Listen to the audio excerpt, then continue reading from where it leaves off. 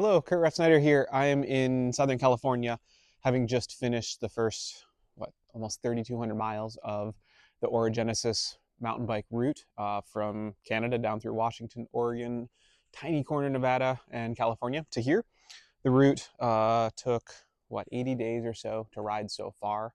Like I said, it's 3,200 miles and it was like 410,000 feet of descending along the way. So a ton of descending, and like 40 to 50% of that was single track. So a lot of trail along the way, my favorite kind of riding.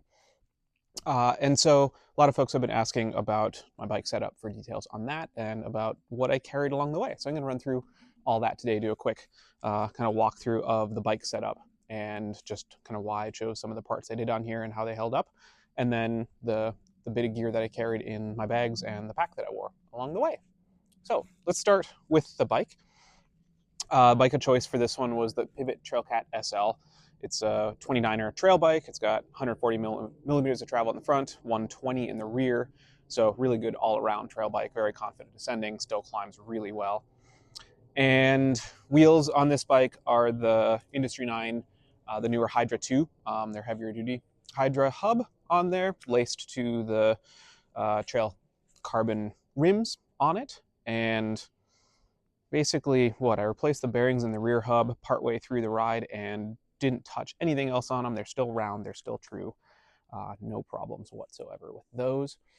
Newer for me on this trip was the Shimano Di2 XT drivetrain, so electronic, wireless, and the battery on the derailleur lives right in here, and went with the 28 tooth chainring, nice and small for all the climbing on this. I was getting between 4 and 6 days on a battery in the rear derailleur, carried a couple spares along the way, and so I could get 12 plus days with 2 spares. That was flawless the whole time. I adjusted the derailleur once the whole trip, and that was it. So that was super impressive that it took. And you can see how beaten up it is along the side. So held up to all the abuse really well. Brakes on here are Shimano XT trail brakes. Replaced the pads in those, I think, 4 times along the way, and got a couple bleeds with all that descending. That's hard on brakes. For some of the more comfort-oriented stuff on the bike, grips are the Ergon GS1 grips. These are my go-to for everything long, and a little bit of abuse from all the times the bike was on its side getting laid down, but no issues with durability there. And then the Ergon SMC Sport Gel saddle is my go-to. That's on everything except my gravel bike, and don't even think about this. No chamois with these, just straight shorts. And that. A little bit of another comfort item, the handlebars that I have here are the Fast Company Flex MTB bars. They've got a little elastomer hidden in here, and so you got a little bit of flex in these bars, and it's perpendicular to the steering axis, so you don't notice it, except when you're kind of hitting rough stuff and when your body's shifting forward. The elastomer in that, same one I started with, so those have been great the whole time.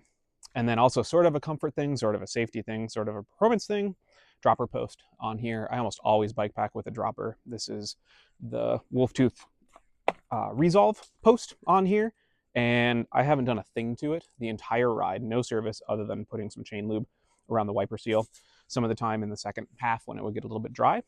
And so that, no issues whatsoever. What else on here? The headset, one of those parts that you put in there and don't really think about a lot of the time. Wolftooth, their integrated system on there, same thing. Didn't do any service to it the entire time, and it's still nice and smooth. And hidden back here are power meters on all my bikes for a lot of reasons. On trips like this, I still just love to track what the effort is on there. So that's the 4i's Precision 3. And replaced the battery in there once. That was the only time it stopped working, was when I didn't notice the battery was about to die. What else on here? Suspension.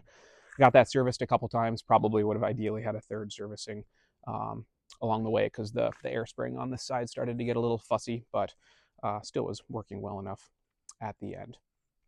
Then if we jump to all the bags, all the other stuff, the non-bike things on here. Basically, the general setup that I use for most of the bike packing I do is handlebar bag. That's like sleep kit and things that I don't really plan on getting into during the day. So some clothing for at night, extra clothing, stuff like that. For this trip, I went with the little Revelate egress handlebar pocket on here. This is really just for like lightweight snacks. You don't want to put a lot of weight this far forward on the bike, ideally.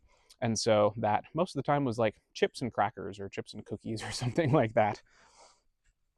The frame bag on here, this is a custom frame bag from Revelate. And this, if I open it up, you can see there's almost nothing in here right now. It's literally just a couple USB batteries that I was carrying. And so this normally would be lots of food in there.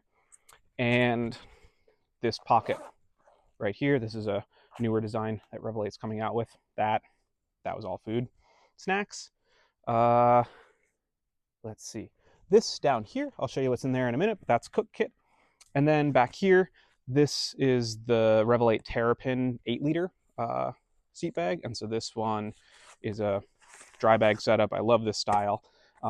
And inside is a little bit of clothing right now, which I'll show you in a bit. And the rest would then be more food. Lots of places for food, because when you have to carry 3-4 days of food at a time, it takes up a lot of space. And then I also wore a backpack on this because on technical trail riding like this, where you're on and off the bike, riding a lot of hard stuff, I don't want all the weight to be on my bike. I want to be more agile on the bike, which means being able to move the bike around under you and move around on the bike.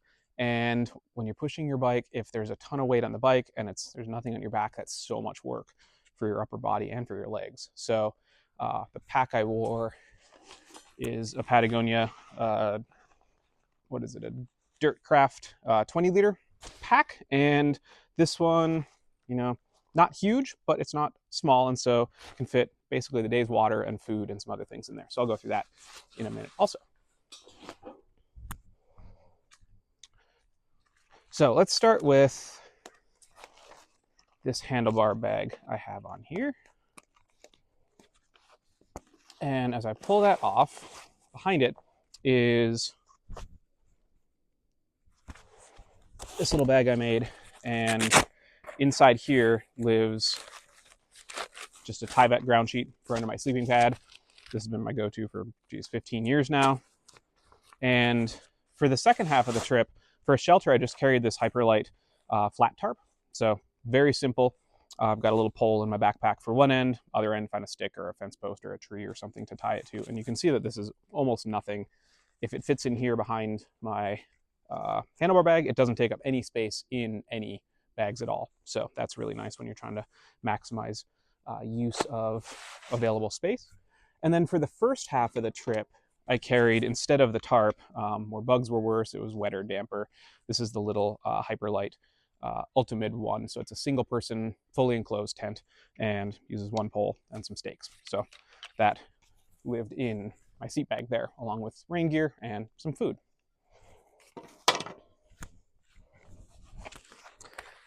To pull this one apart, this again, clothing and sleep kit. So in here, I brought some lightweight pants for sleeping or for in town, one change of socks, sleeping pad on this one is the Nemo, what is this called? The Tensor Elite. It's a new pad. I'd never used it before this trip other than one test. It's awesome, lasted the whole time until I finally put a hole in it on literally the last night of the trip. I'll fix it, and that's going on to Baja. Got a little towel.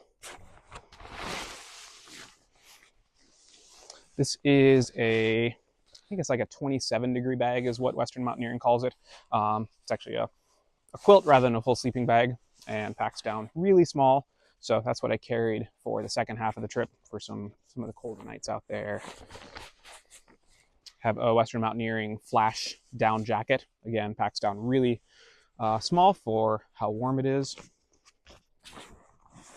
And then carried some thin gloves that I wore a couple times, a warm hat I wore a couple times, and then rain gear also lives in here. I brought really lightweight stuff for this trip, some old, this barely qualifies as rain pants or rain knickers, but I wore them twice. Don't need a lot. And then a really thin, lightweight rain jacket. I think I wore this a half dozen times on the entire trip. So got lucky without much moisture along the way. A few other clothing items. This is just what I wore during the day. Some ergon gloves that have a padded back for extra protection. This was really nice for all the overgrown trails along the way.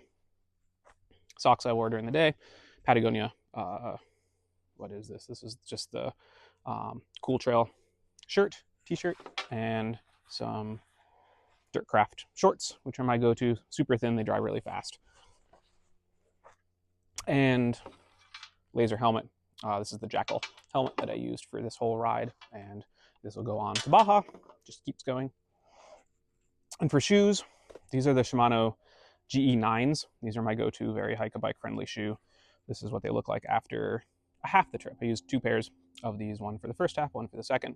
And they're not dead, but they definitely wouldn't have lasted for quite the whole trip with how much hiking there was along the way. And then the backpack, like I said, I love having a pack for this kind of trip. I don't want everything on the bike.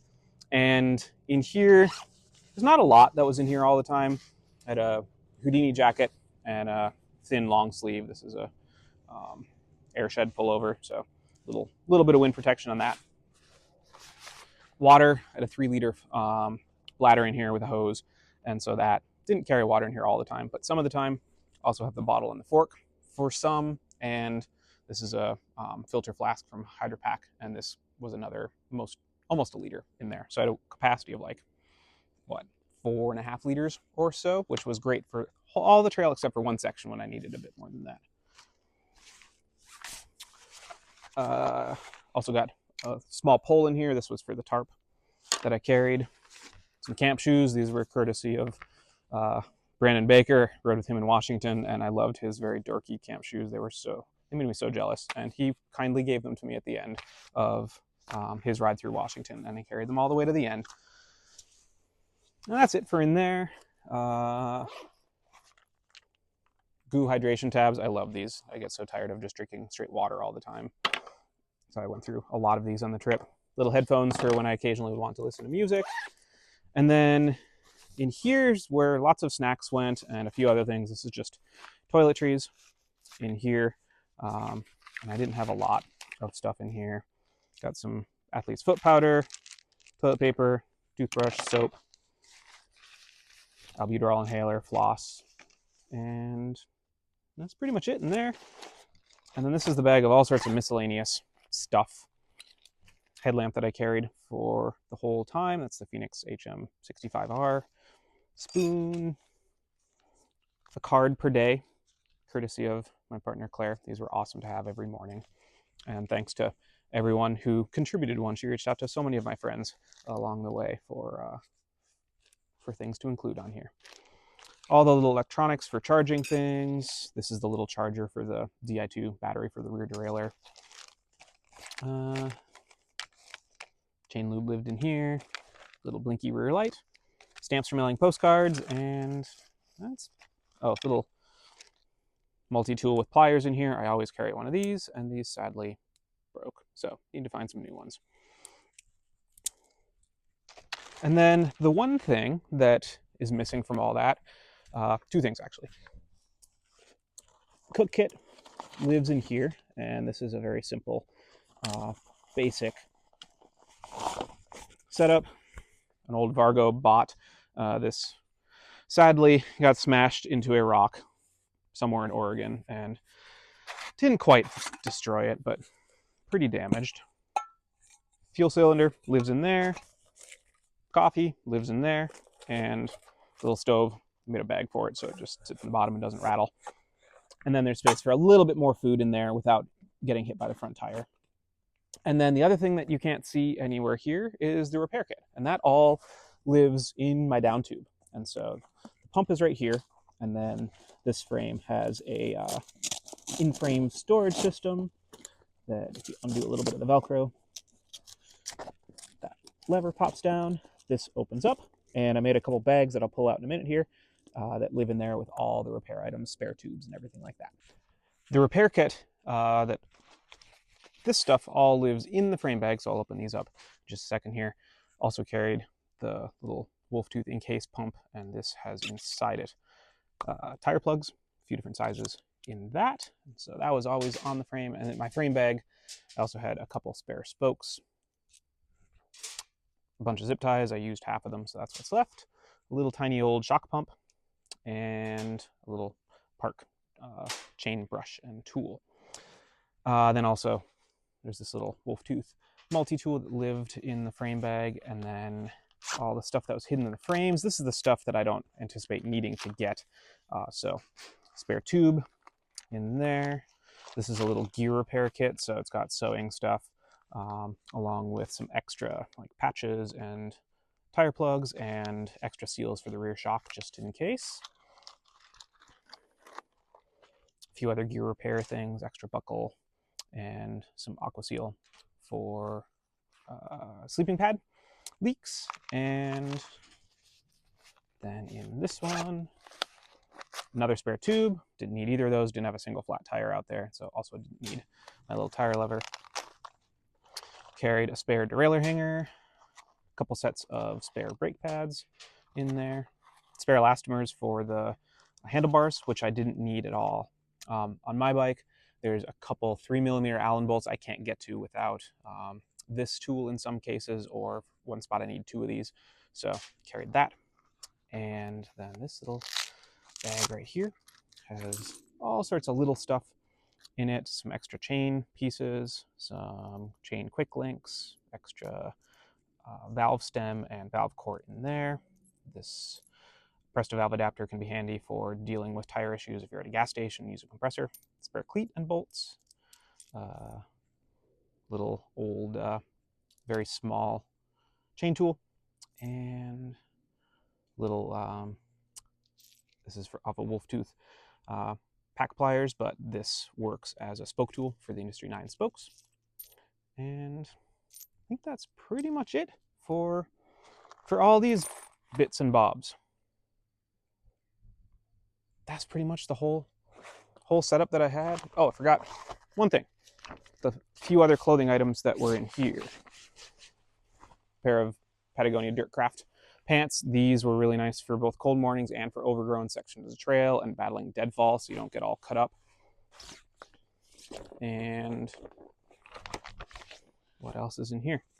Spare pair of boxers for riding in, and my pillow, a luxury item. I don't have much for luxury items out here, but this was one. Carried this on so many trips in recent years and wouldn't leave home without it anymore. I think that's it. Oh, one last thing for navigation.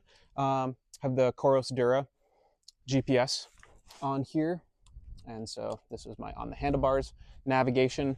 And then on my phone also had the Ride with GPS app. And that's got like all the POIs and the elevation profile and everything that you can just look through at the beginning of the day. And then on trail, this is what I used for navigation all the time when I just want to have it right there in front of me and not have to pull out my phone and look at that for anything. So I think that's it. If you have any questions, let me know. Feel free to post comments and I'll try to follow up as I can. Might be a little delay because on Monday, 2 days from now, 3 days from now, Claire and I are heading across the border into Baja, and be another probably 6 weeks down that end of the Orogenesis route. So got 1,600 miles left, and I'll actually be switching bikes for that. So this one has been through a lot, and now it gets to rest for a little while, but most of the rest of this gear is coming along for more. And then, yeah, stay tuned. I'll share more about the Baja bike of choice a little bit down the road.